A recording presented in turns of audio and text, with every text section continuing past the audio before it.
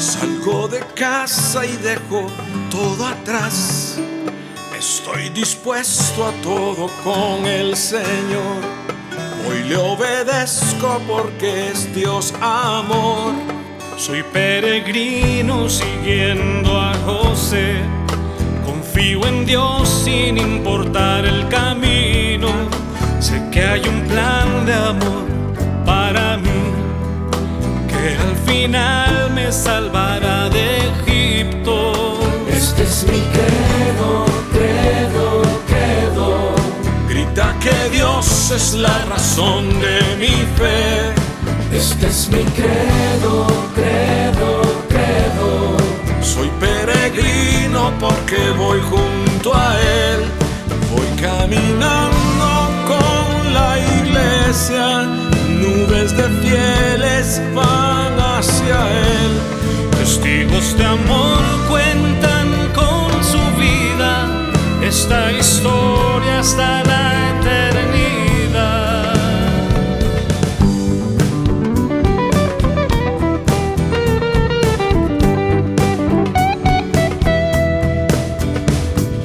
Credo, credo, credo. Credo, credo, credo. Credo, credo, credo. Soy peregrino con gente de a pie, santos sencillos que esparcen la fe. En Dios el Padre, en Jesús y el Espíritu, pueblo de Dios, iglesia peregrina. Este es mi credo, credo, credo. Grita que Dios es la razón de mi fe.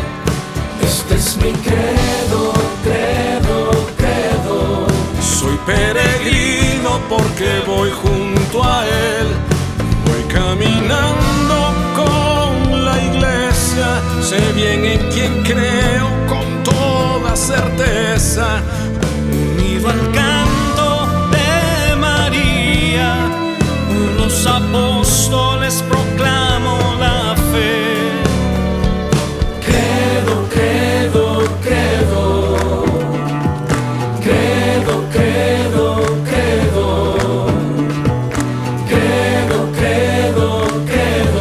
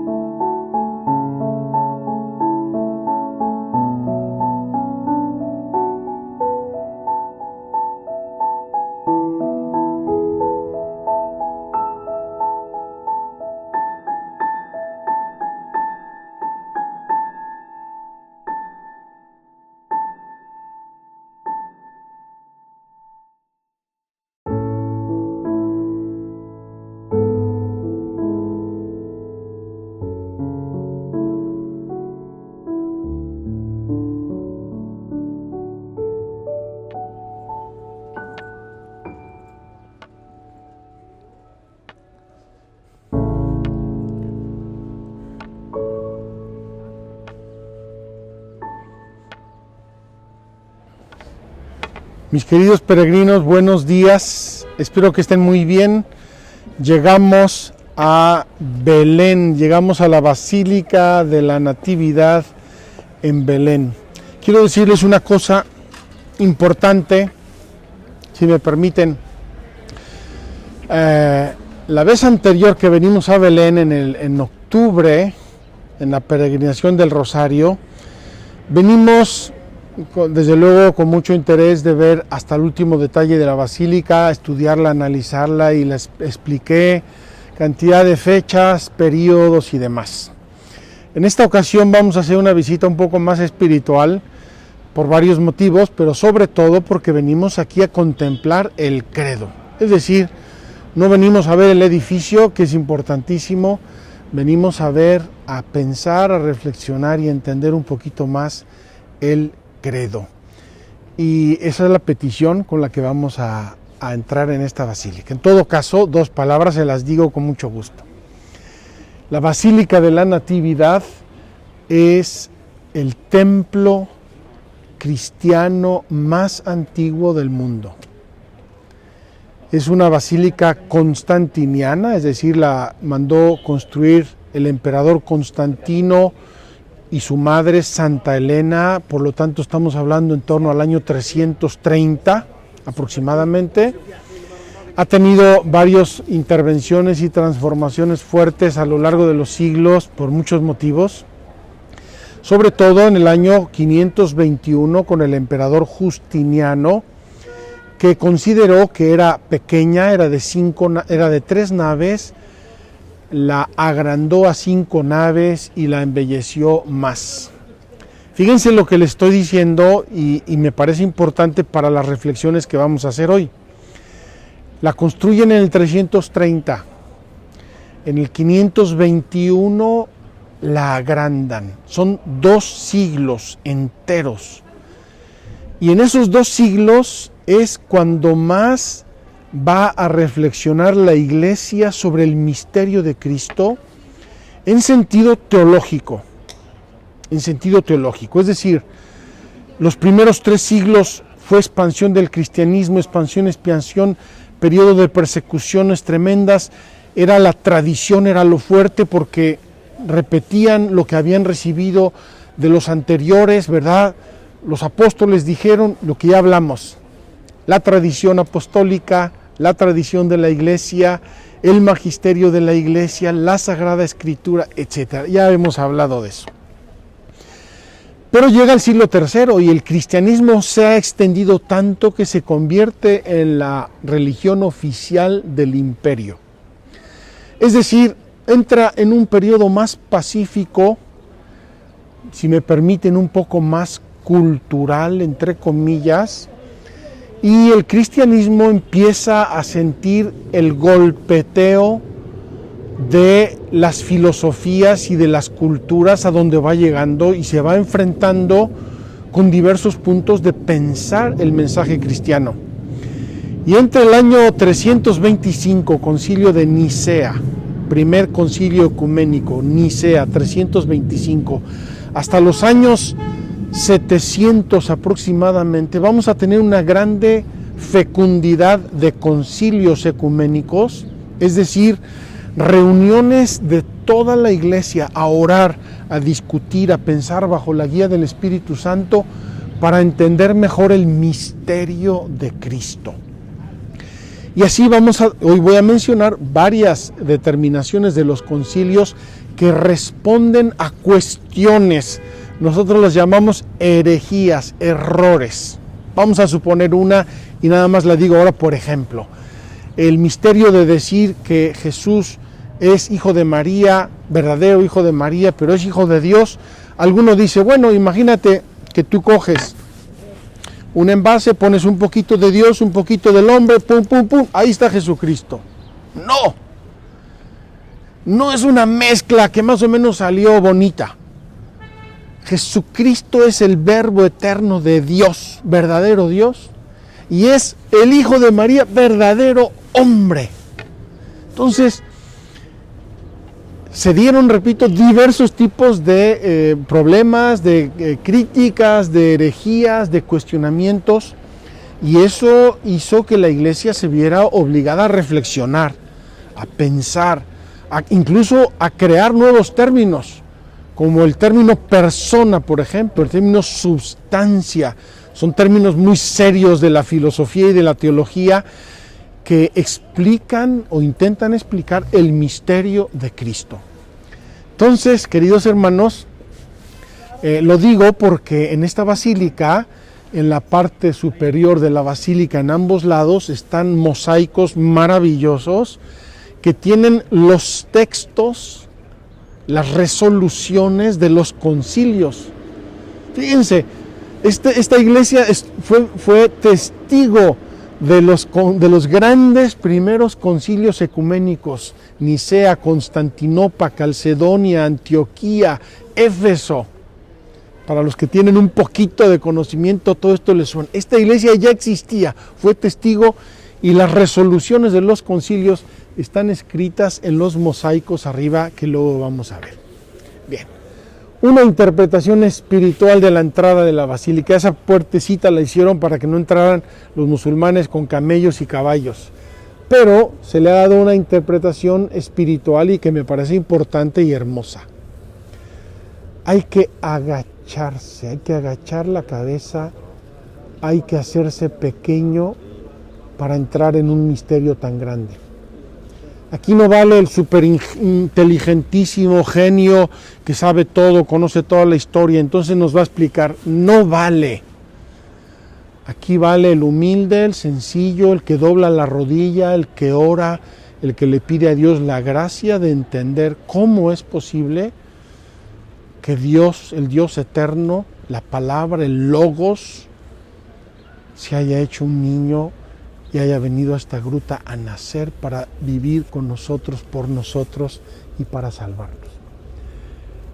Antes de que llegáramos nosotros, vi llegar un señor de Belén, grande, más grande que yo y más fornido, con un niñito, lo traía de la mano y le venía explicando, creo que era su abuelo o su bisabuelo, porque ya era una persona mayor, traía a su hijito y le venía explicando que esta era la iglesia de la Natividad. Y Dios, hermanos, qué hermoso hacernos niños y entrar aquí con los ojos abiertos como ventanas y el alma, el corazón, para pedirle a Dios que nos deje entrar en este misterio de amor, en este misterio gigante. Vamos a entrar también nosotros, vamos a hacer inmediatamente nuestra catequesis a la entrada de la basílica, con la grande basílica de la Natividad por detrás, y luego vamos a hacer un recorrido un poco breve para ir a adorar la estrella, el lugar donde, no adorar la estrella, para ir a venerar la estrella donde nació Jesucristo, el Hijo de Dios, y espero que vengan conmigo, vengan con su corazón de niños para que también ustedes adoren al niño Jesús.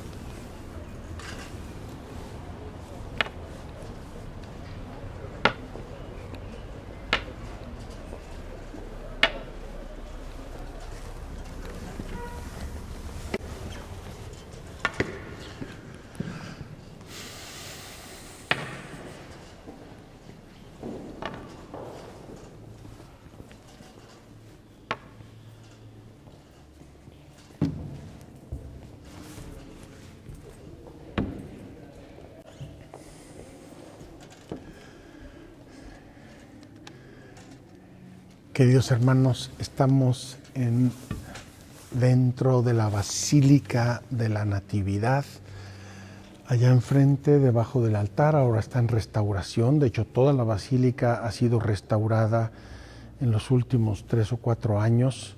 Un trabajo gigante, costosísimo y muy especializado. Allí debajo, por la derecha, está la entrada, la gruta de la Natividad. Vamos a entrar y luego vamos a salir. Y vean aquí en las columnas tenemos santos pintados, santos, cada columna de la antigüedad. Qué hermoso significado.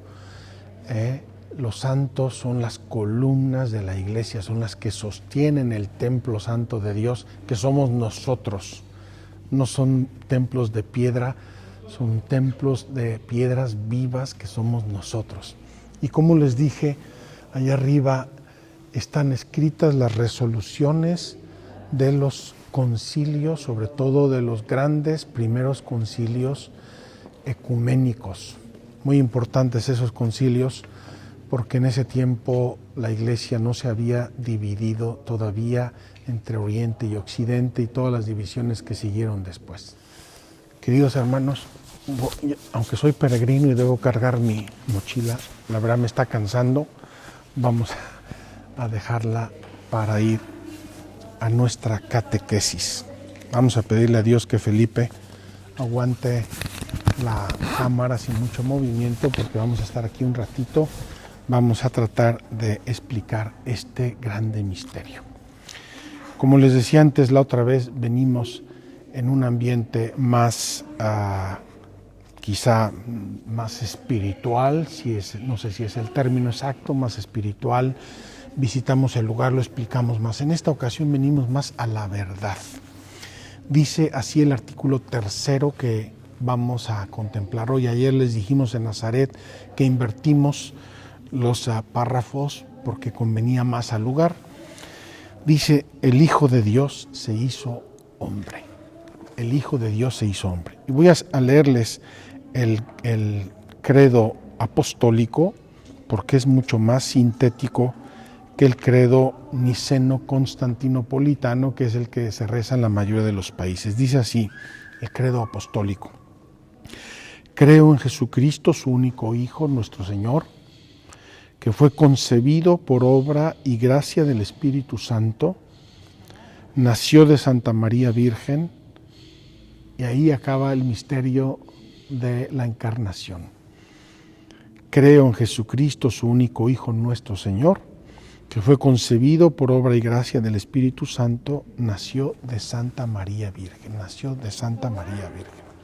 En cambio, nosotros vamos a añadir un poco el credo niceno-constantinopolitano. Aquí estamos saltando entre los dos símbolos de la fe que ya hemos comentado.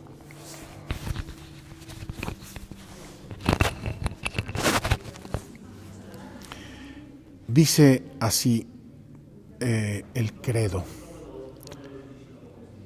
por nosotros los hombres y por nuestra salvación bajó del cielo. Entonces nos está dando primero la razón.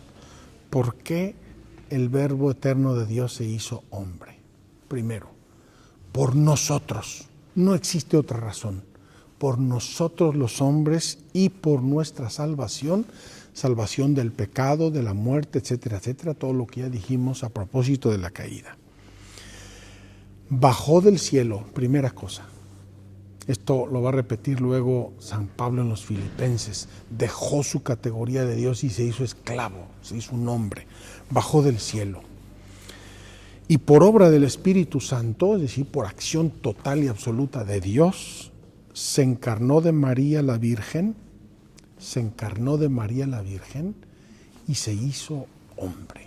Se encarnó, tomó una carne humana mortal como la nuestra, animada por una alma humana racional como la nuestra. Queridos hermanos, entonces yo quiero solo hacerles una primera reflexión. Dios nuestro Señor podía haber redimido a la humanidad de millones de modos, millones. Pero Él quiso hacerse hombre por nosotros. Él quería salvar a los seres humanos y asumió nuestro ser humano por amor. No existen explicaciones, ni discursos, ni entelequias. Por amor, Dios quiso hacerse hombre y así nacer de la Virgen María. Se hizo hombre. Y aquí, queridos hermanos, en la gruta de Belén lo vimos, niño, hombre, perfectamente hombre. Los pañales del niño Jesús había que lavarlos todos los días, ¿eh?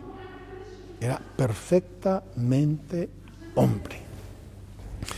El Verbo se encarnó para salvarnos, reconciliándonos con Dios. Dios nos amó y nos envió a su Hijo como propiciación por nuestros pecados. Propiciación significa de la antigua alianza, un sacrificio para obtener la misericordia y el perdón de Dios.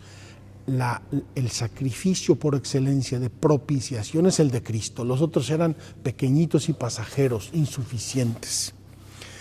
El Padre envió a su Hijo para ser Salvador del mundo, ya explicamos el nombre de Jesús, Él se manifestó para quitar los pecados. Aquí hay un texto hermoso, lo voy a leer completo porque me fascina y es muy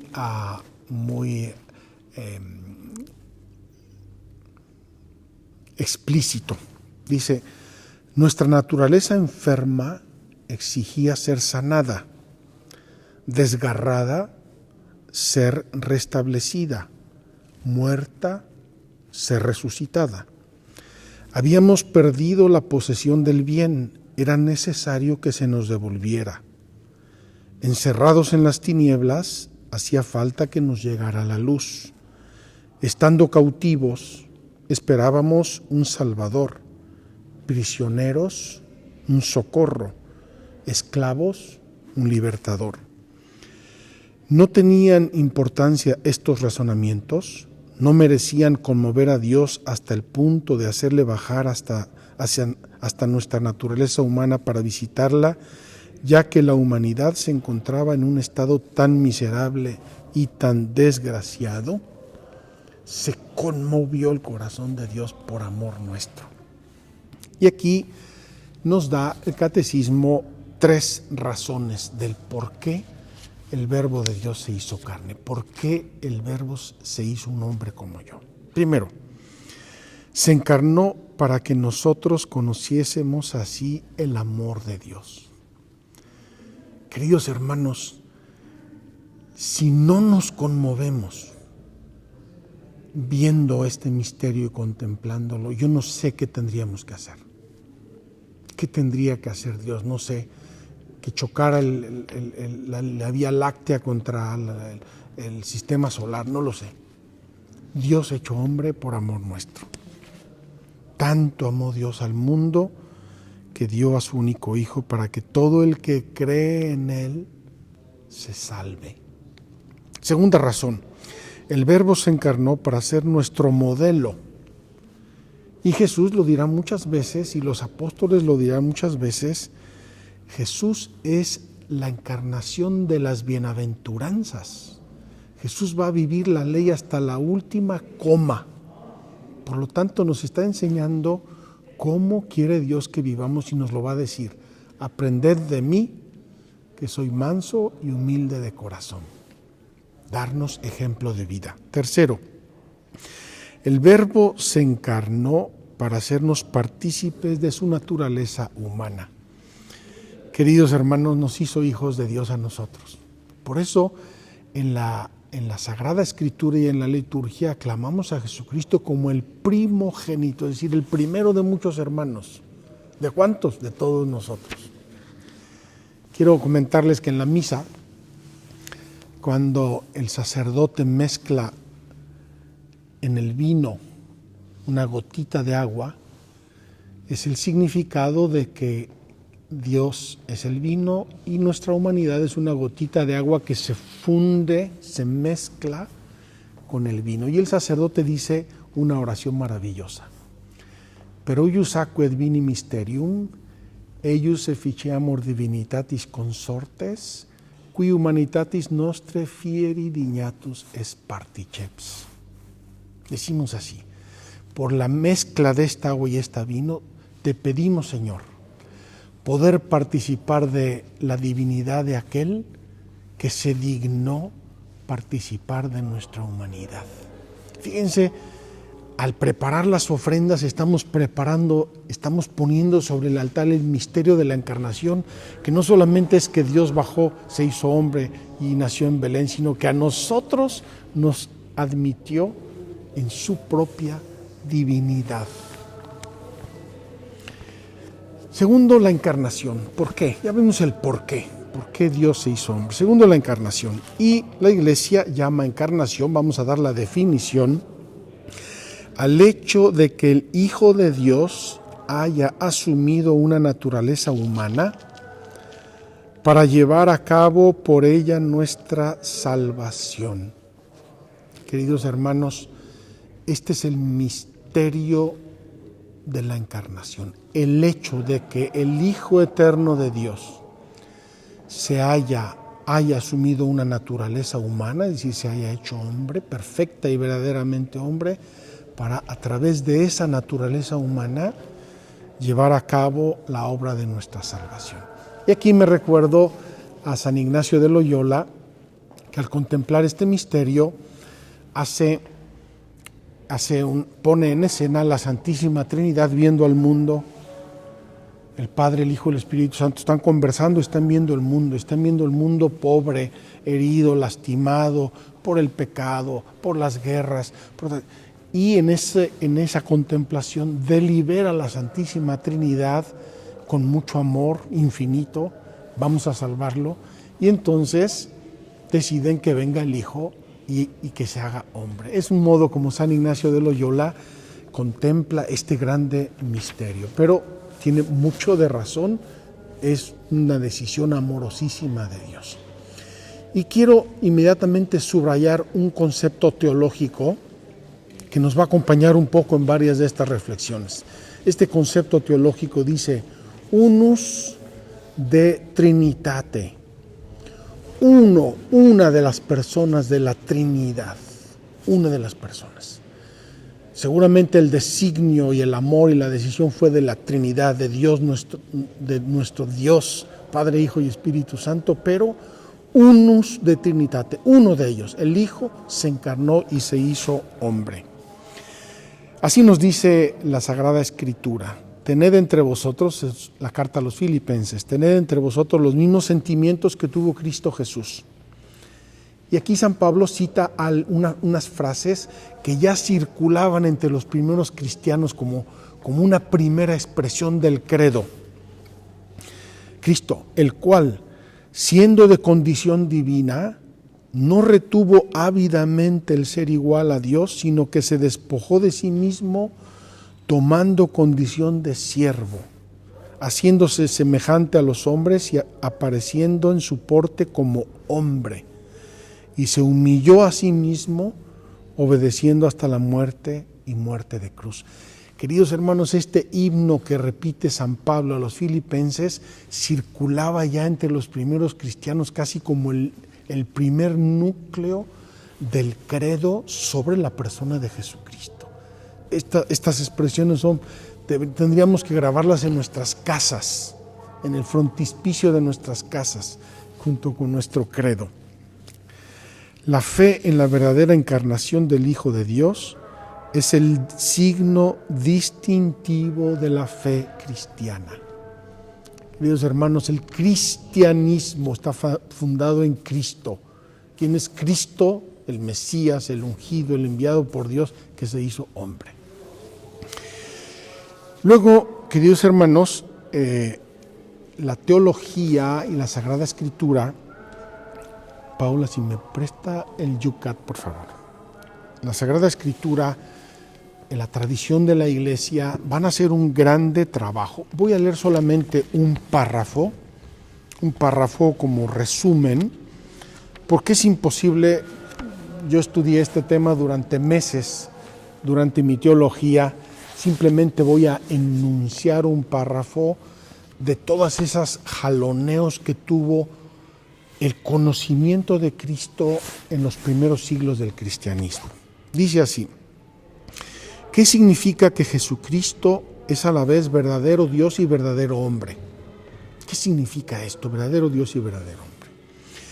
En Jesús, Dios se ha hecho realmente uno de nosotros y con ello nuestro hermano. Pero no por ello dejó de ser a la vez Dios y por tanto nuestro Señor. El Concilio de Calcedonia del año 551 declaró que la divinidad y la humanidad están unidas entre sí en la única persona de Jesucristo, sin confusión ni división. Y ahora les leo un poco este itinerario, es un párrafo. La Iglesia se ha esforzado durante largo tiempo para poder expresar la relación entre divinidad y humanidad en Jesús. La divinidad y la humanidad no están enfrentadas, de modo que Jesús solo fuera parcialmente Dios y parcialmente hombre. Como no es cierto que la naturaleza divina y la naturaleza humana se mezclen en Jesús. En Jesús Dios no ha tomado solo una apariencia de cuerpo humano, el así llamado docetismo, una herejía, sino que se hizo realmente hombre. No era una apariencia, era hombre. Tampoco se trata en la humanidad y en la divinidad de dos personas diferentes, el nestorianismo, otra herejía.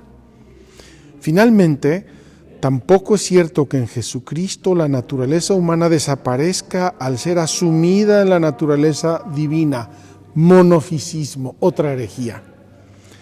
Contra todas estas herejías, la Iglesia ha mantenido firme la fe en que Jesucristo es, en una persona, a la vez verdadero Dios y verdadero hombre.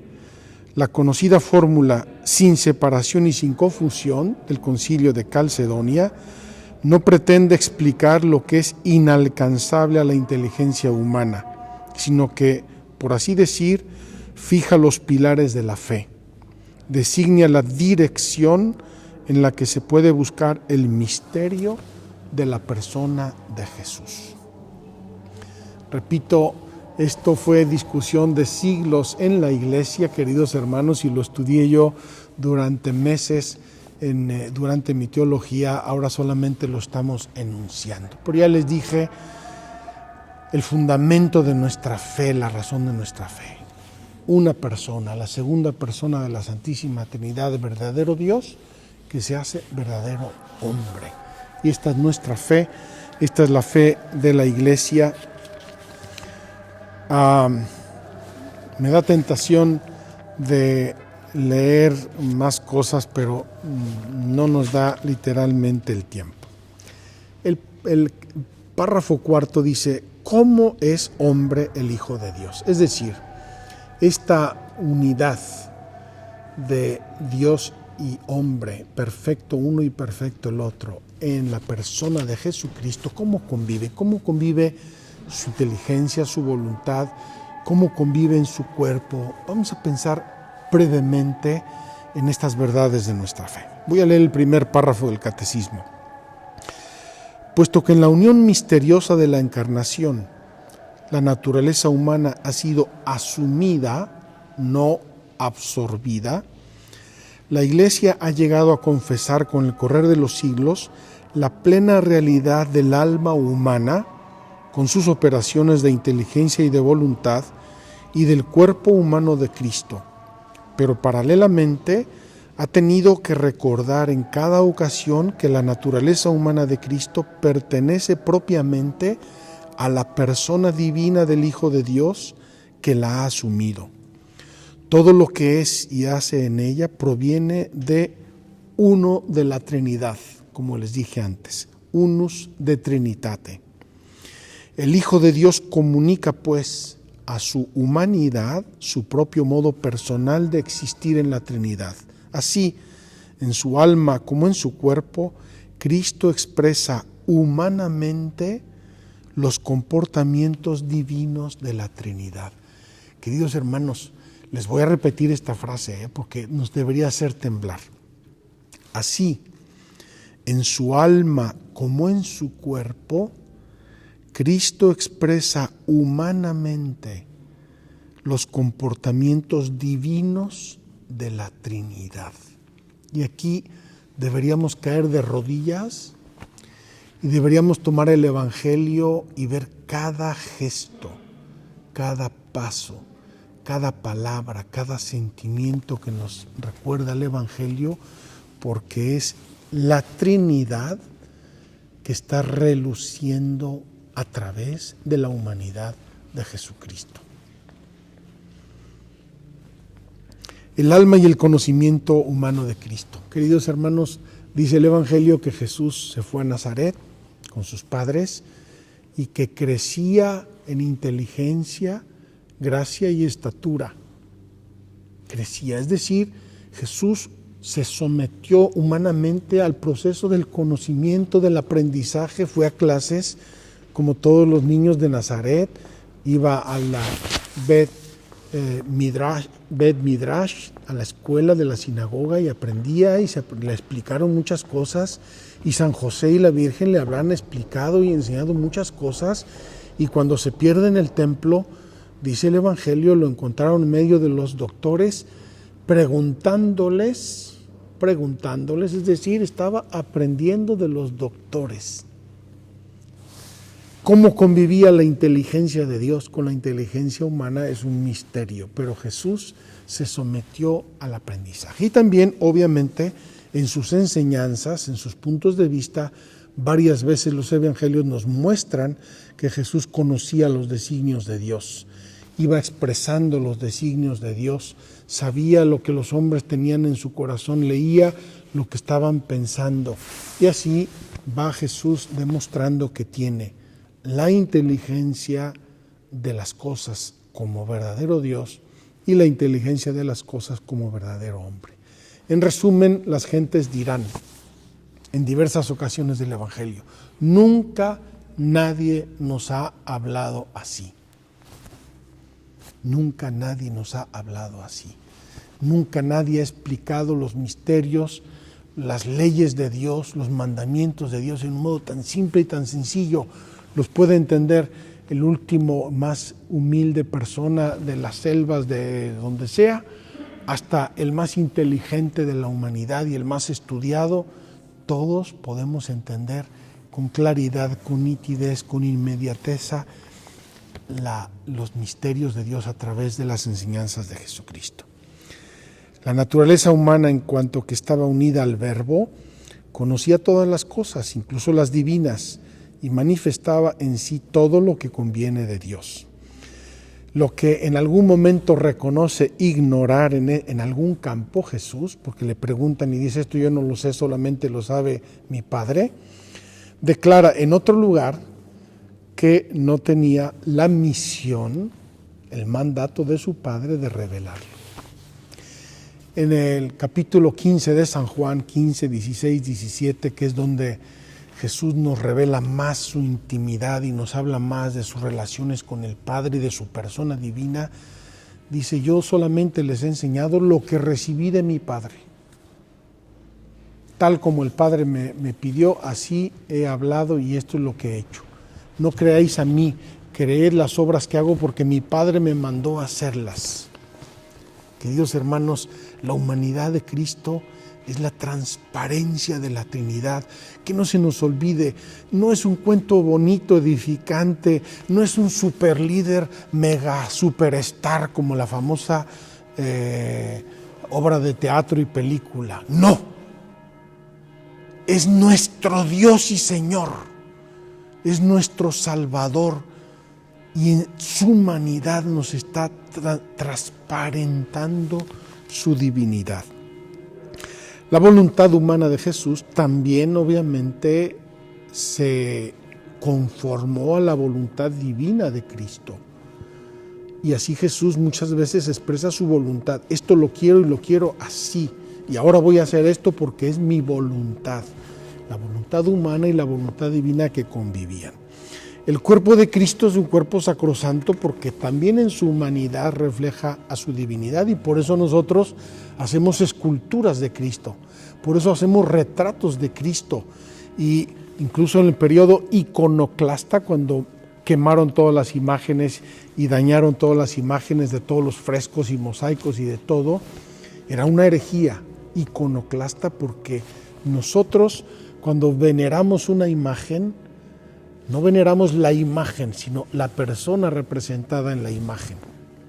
Queridos hermanos, si yo tengo una foto de mi mamá, a quien quise muchísimo y la sigo queriendo muchísimo, y le doy un beso a su fotografía, no estoy besando un pedazo de papel, estoy expresando que quiero besar a mi madre. Y eso es lo que nosotros hacemos cada vez que veneramos las imágenes santas.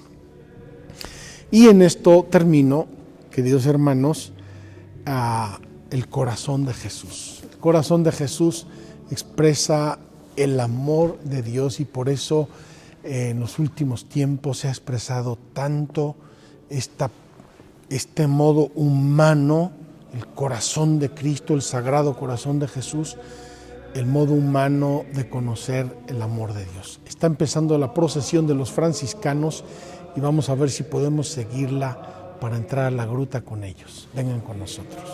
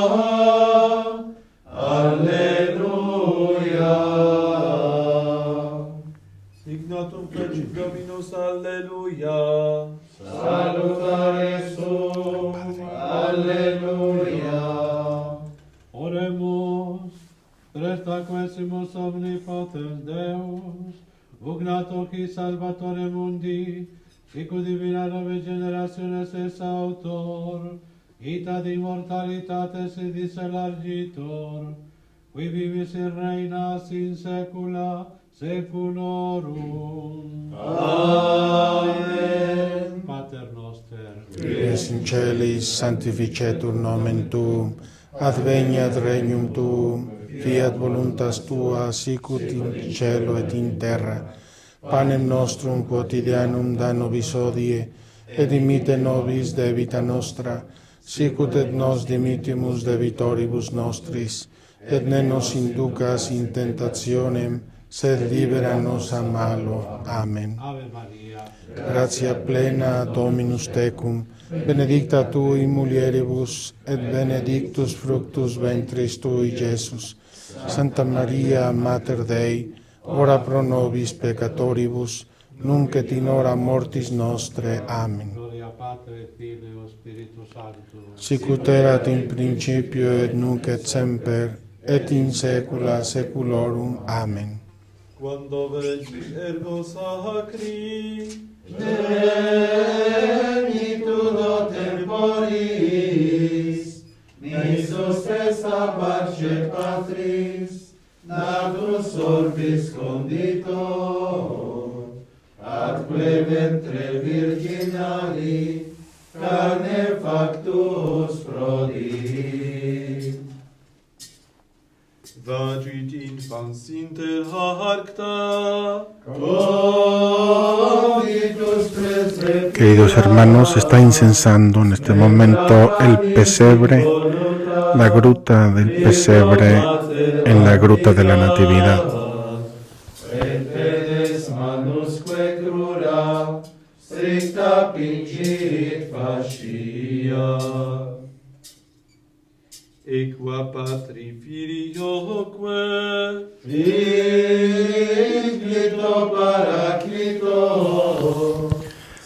Ahora está incensando el altar de la adoración de los magos dentro de la misma gruta. Cuius alma nos redemit, atque servat gratia. Amen.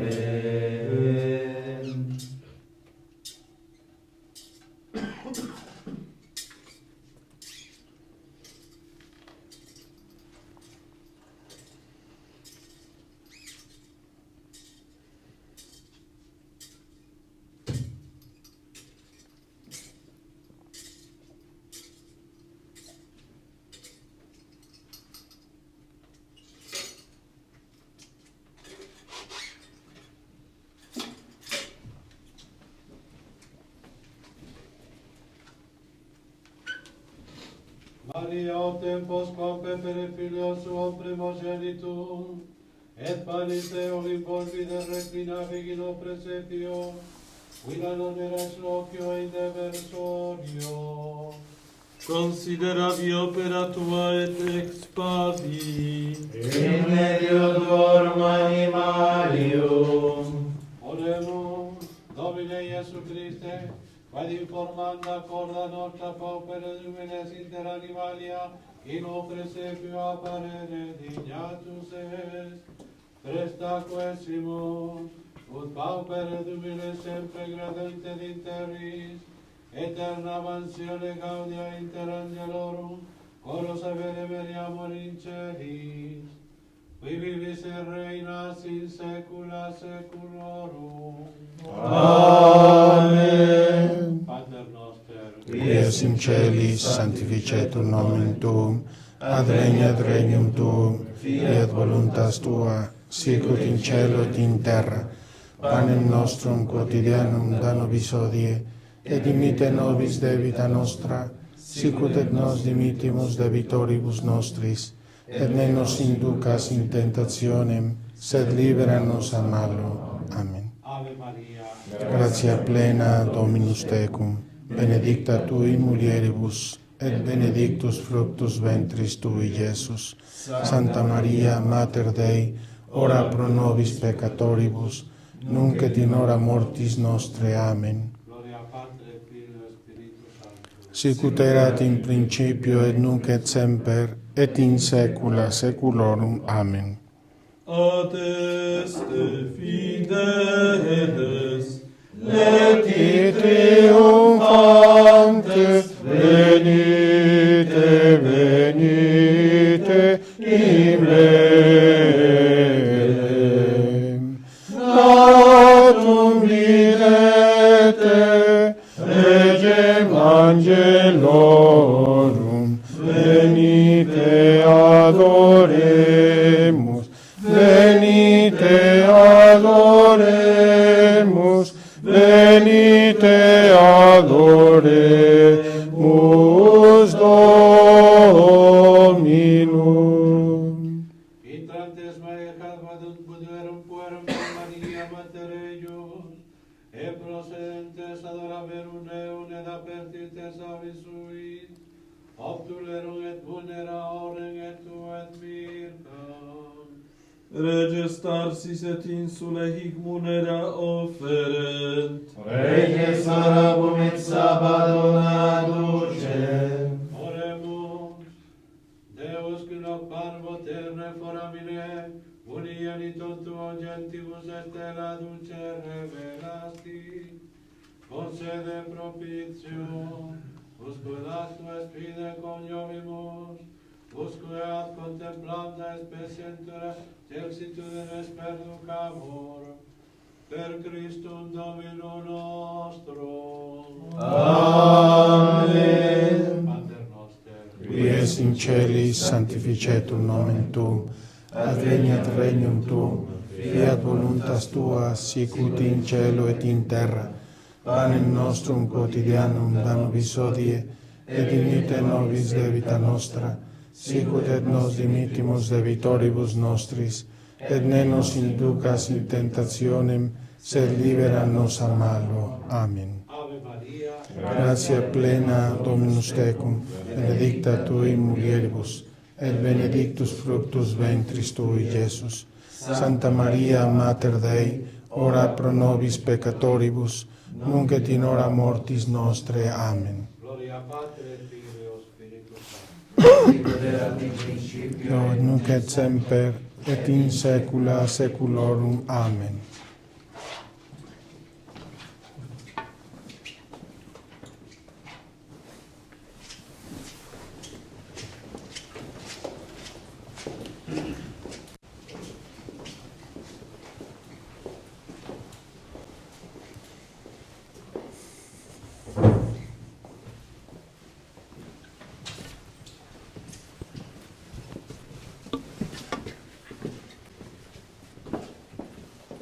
Salve Tenores Mateum, quod vocis in origine, Christi secultur tuus fruit, Ceum bona nascentes rosas, vos prima Christi victiva, Eximolatorum tenem, Ahora estamos venerando la capilla de los santos inocentes, la capilla de los santos inocentes. Iesus ibi sit gloria, qui natus est Virgine, cum Pater Spiritu, in sempiterna secula. Amen.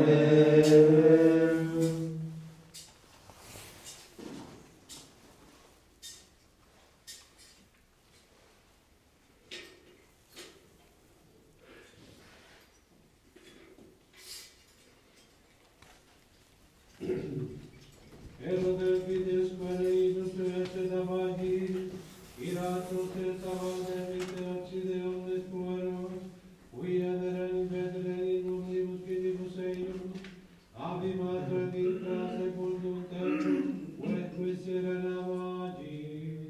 Herodes iratus occidit multos pueros, in Bethlehem Iude civitate David, Oremus, Deus qui pregonio innocente martires, non loquendo sed morendo confessisum, daquesimus fidem tuam, quia lingua nostra loquitor, et in amoribus vita patertur, per Christum Domino nostrum. Amen. qui es In celis sanctificetur nomen tuum, adveniat regnum tuum, fiat voluntas tua, sicut in cielo et in terra. Panem nostrum quotidianum da nobis hodie, et dimitte nobis debita nostra, sicut et nos dimittimus debitoribus nostris, et ne nos inducas in tentationem, sed libera nos a malo. Ave Maria, gratia plena Dominus tecum, benedicta tui mulieribus, et benedictus fructus ventris tui, Iesus. Sancta Maria, Mater Dei, ora pro nobis peccatoribus, Nunc et in hora mortis nostre. Amen. gloria Patri et Filii et Spiritus Sancti. Sicut erat in principio, et nunc et semper, et in saecula saeculorum. Amen. Dominus vobiscum, Et cum spiritu tuo. benedicamus omnipotentem, Bendición Pater et Filio et Spiritus Sanctus. Amén. Ite in pace. Deo gracias.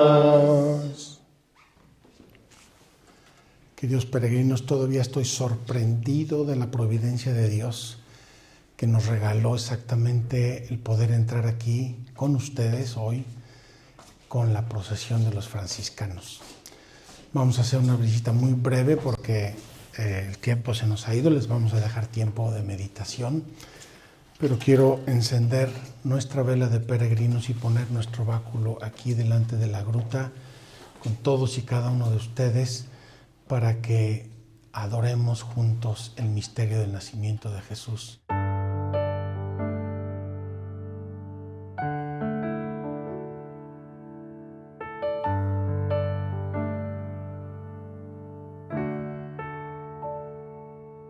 Me pidieron que explicara qué es la fe.